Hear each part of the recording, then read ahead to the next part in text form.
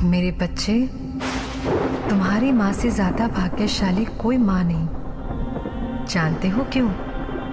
क्योंकि हर माँ को अपनी संतान में ईश्वर का अंश नजर आता है, लेकिन मेरा अंश खुद ईश्वर की संतान है। ईश्वर के बेटे का जन्म मेरी कोख से क्यों हुआ, किस लिए हुआ? सुनोगे क्यों आया है वो मेरा बेटा बनकर, जिसे ये संसार एक दिन यीशु के नाम से जानेगा। ये बात तब की है जब ईश्वर ने अपनी छवि में इंसान को बनाया था, लेकिन इंसान ने इस जीवन की अहमियत ही नहीं समझी और पाप की राह पर निकल पड़ा। ईश्वर ने एक वादा किया था, जब पाप का घड़ा भर जाएगा, हमें मुक्ति दिलाने के लिए वो खुद अपने बेटे को भेजेगा। और पाप का घड़ा भरा जब राजा हेरोड का अत्याचार अपने चरम पर पहुंचा।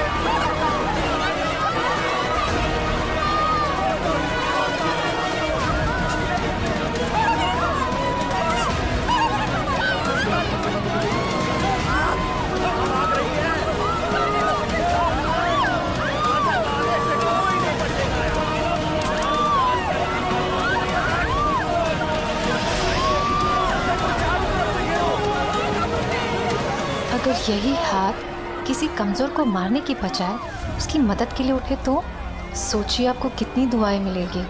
अपनी शिक्षा अपने पास रखो, हमें दूसरे गांव पहुंचना है, नहीं तो राजा के सैनिक के सामने जबान चलाने का मतलब समझाते हैं। चलो।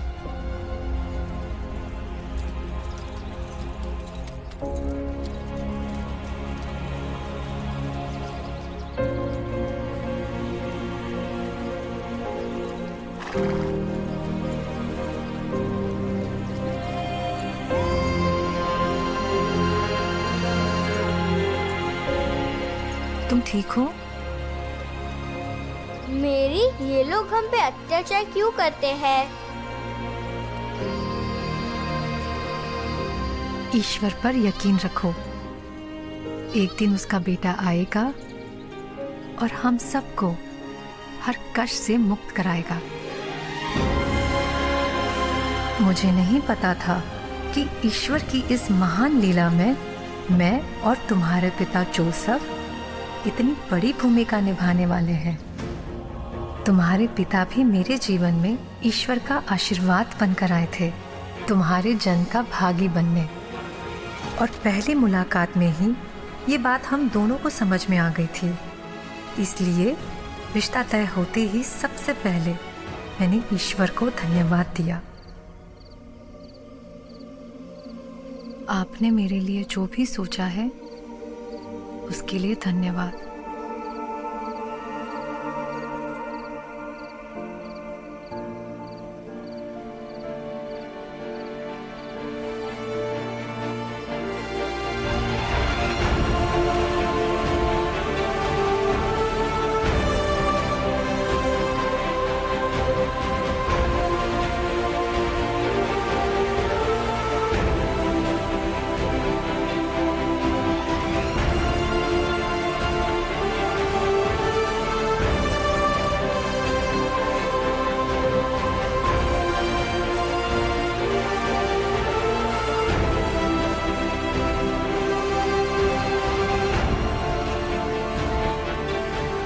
आज तक सुना था कि देवदूत होते हैं। जब संदेश ईश्वर का हो तो हमें उनका दूत बनकर आना ही पड़ता है। मैरी, ईश्वर का बेटा तुमसे जन्म लेगा, तुमसे जन्म लेगा, तुमसे जन्म लेगा। ईश्वर का बेटा मुझसे जन्म लेगा? ये तभी मुमकिन है जब तुम इस जिम्मेदारी को स्वीकार करो। जिम्मेदारी? मैरी, दुनिया जिस मसीहा की राह देख रही है वो तुम्हारी राह देख रहा है।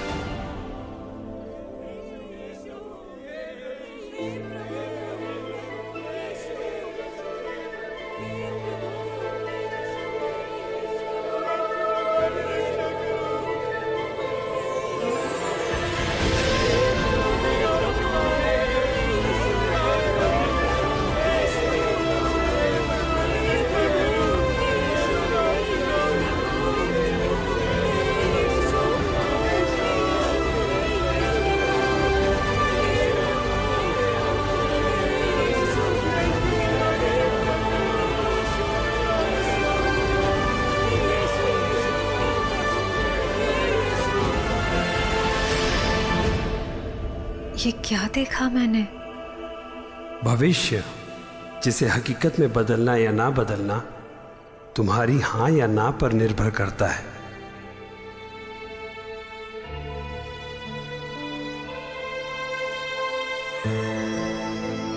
मेरे जीवन भर के पुण्यों का प्रसाद है ये। मुझे तो अपने भाग्य पर यकीन ही नहीं हो रहा। लेकिन ईश्वर की दी हुई जिम्मेदारी को निभाने में कई मुश्किलें आती हैं। ये तुम्हारे लिए आसान नहीं होगा मैरी। अगर मेरी मुश्किलों से लोगों के लिए ईश्वर तक पहुंचने का रास्ता आसान होगा, और अगर ईश्वर को मुझ पर यकीन ही नहीं होता कि मैं उनके बेटे को हर मुश्किल से बचा लूंगी, तो इतनी बड़ी जिम्मेदारी वो मुझे कभी नहीं देते। तो ईश्वर के प्रकाश को स्वीकार करने के लिए तैयार हो जाओ मैरी।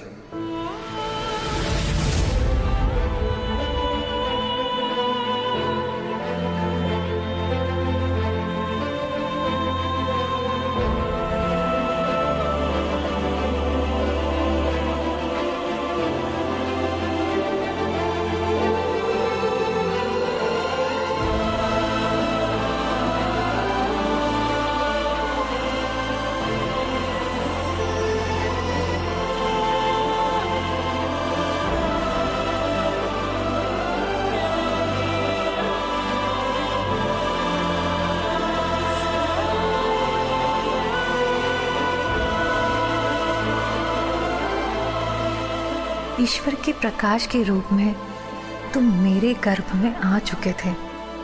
मेरी नस नस में तुम्हारा सुख बहने लगा था। मेरी ममता तुम्हारे स्पर्श को तरसने लगी थी।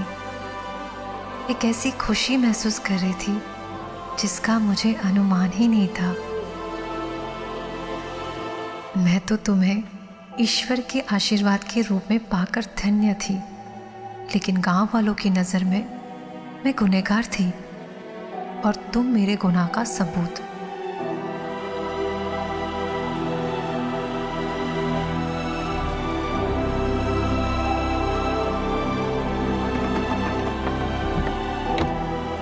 अगर जोसेफ तक ये बात पहुंचती है कि तुम... माँ, जो भी होगा अच्छा ही होगा। लेकिन बेटा... ए ना, मेरी, जोसेफ आए आपसे बाहर मिलने के लिए।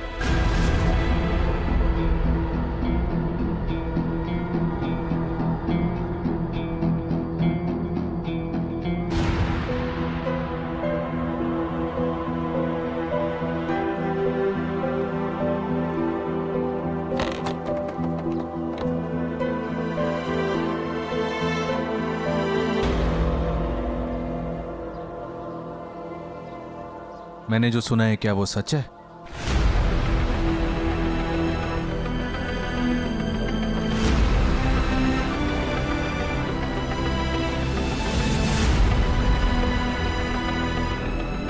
तो मेरा भी फैसला सुन लो आप लोग। मैरी, मैं आपसे शादी करना चाहता हूं, आज ही।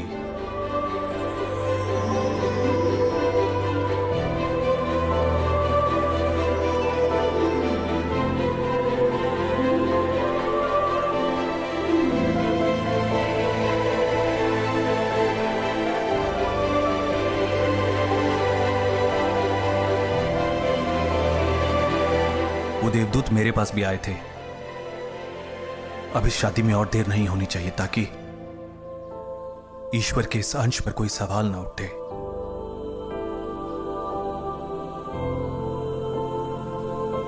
लेकिन उसके लिए हमें अपने बड़ों की अनुमति चाहिए। जिसमें ईश्वर की मर्जी है वहां हम सिर्फ आशीर्वाद दे सकते हैं और तुम्हारा धन्यवाद कर सकते हैं बेटा।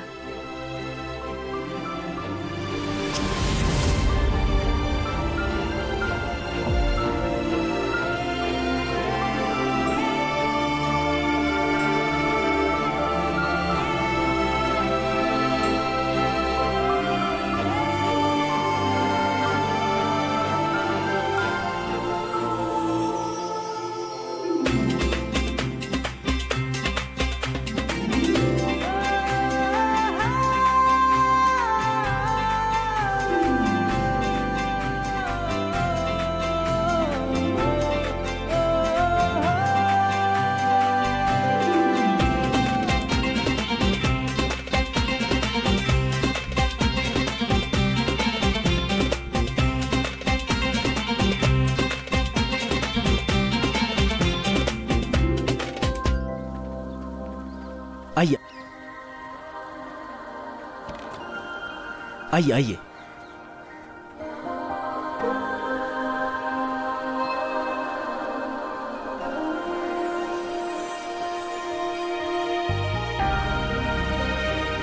आपका स्वागत है भाभी।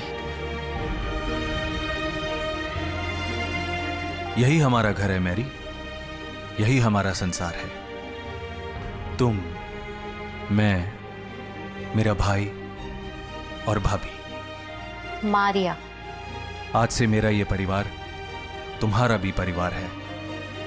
इतने प्यारे परिवार का हिस्सा बनाकर इतनी खुशियां देने के लिए मैं आभार तो ठीक है, लेकिन मैं तुम्हें इतना बता दूं कि रिश्ते में तुम भले मुझसे बड़ी हो, लेकिन उम्र और तजुर्बे दोनों में मैं तुमसे बड़ी हूं। नहीं नहीं, इसकी आदत है मजाक करने की। आप लोग जाइए ना, जाके आराम कीजिए, थक गए होंगे। चलो।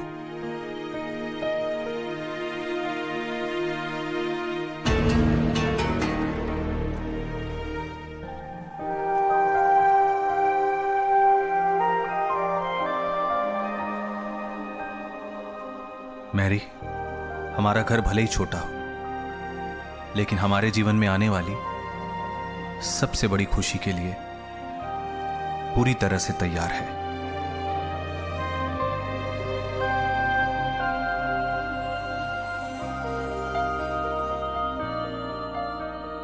ईश्वर के बेटे की राह सारी दुनिया देख रही थी ताकि वो सबको अंधेरे से उजाले की ओर ले जा सके। लेकिन वहीं राजा हेरोड दुनिया को ईश्वर के नूर से दूर रखना चाहता था। पाप में लिप्त और शैतान की काली छाया से प्रभावित हेरोड और शैतान दोनों राज्य पर अपना प्रभुत्व जमाना चाहते थे। वे आए दिन लोगों पे अपनी ताकत आजमाने का कोई ना कोई नया तरीका ढूंढ लेते थे।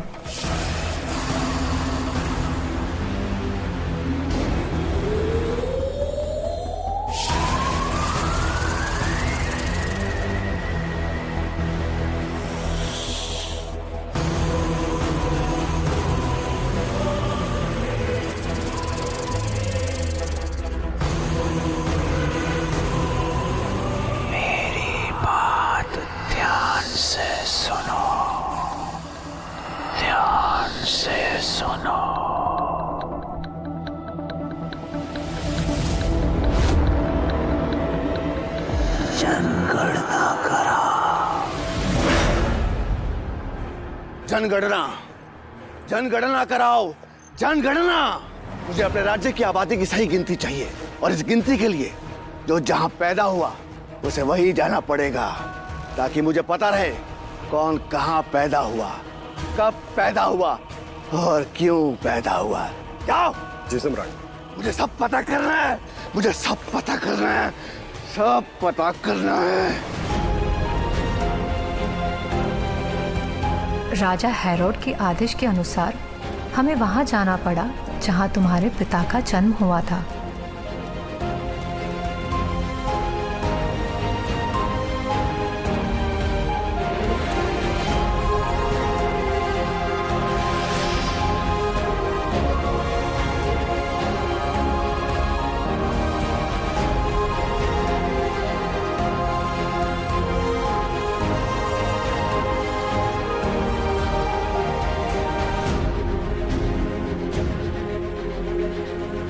और देखते ही देखते वो वक्त आ गया, तुम्हारे आने का वक्त।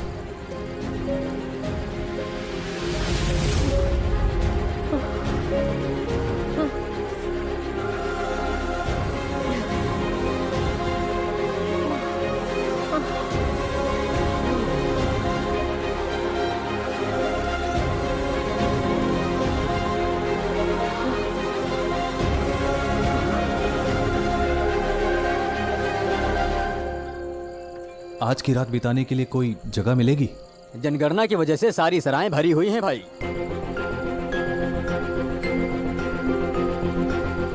थोड़ी जगह है?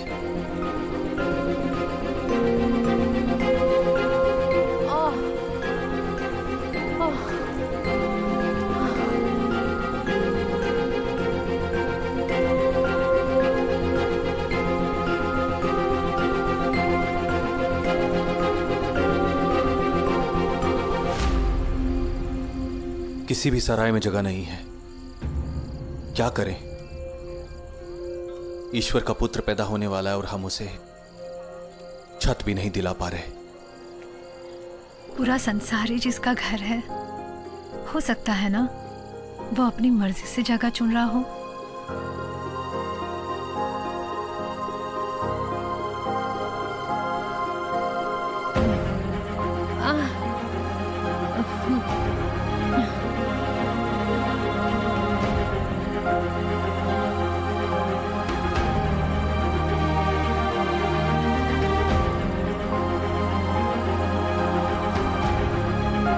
तुम आने वाले हो, इसका आभास सिर्फ मुझे ही नहीं, दूर दूर तक होने लगा था।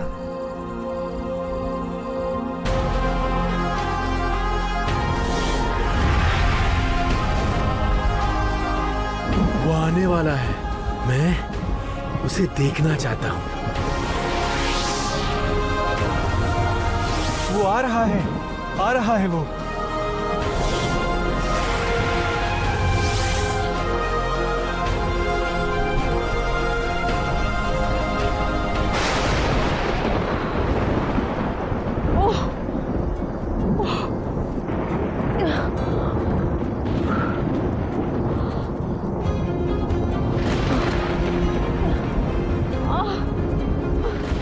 मैरी, तुम्हें इस हालत में इससे आगे और नहीं चलना चाहिए। हमें यहीं कहीं रुकना होगा।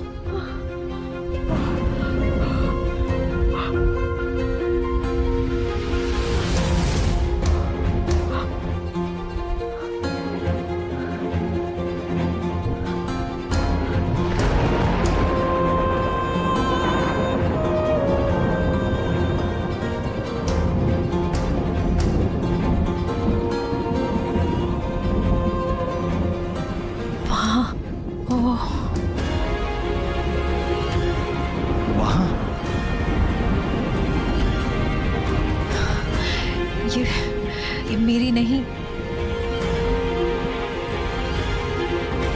इसकी इच्छा है। चलते हैं, चलो।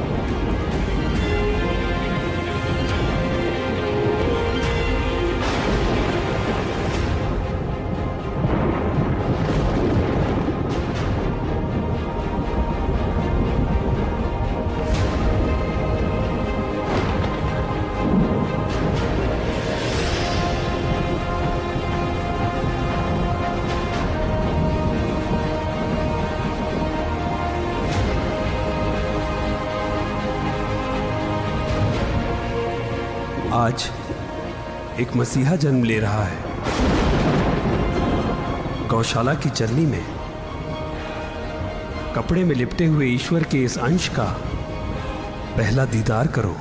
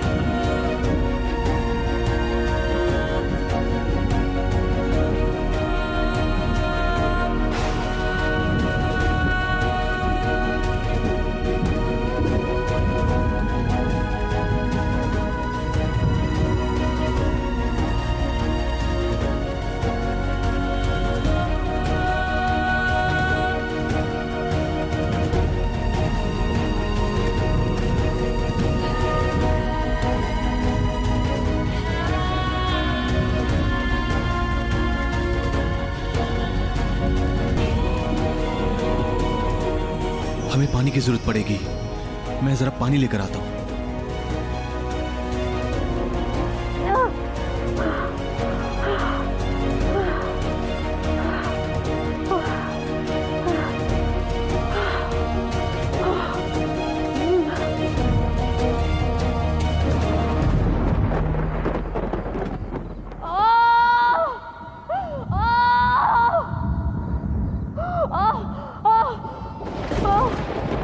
Oh!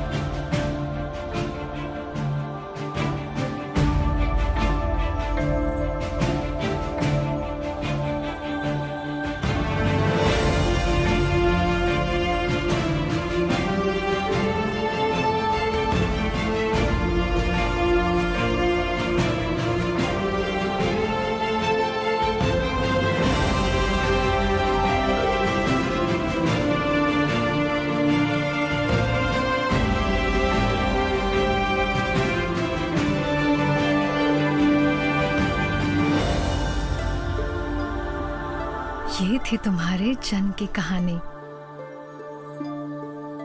संसार के मसीहा, तुम्हारा नाम होगा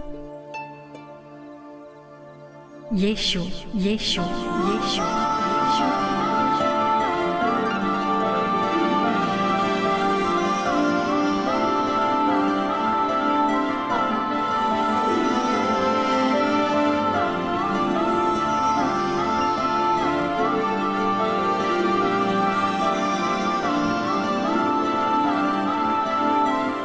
यीशु।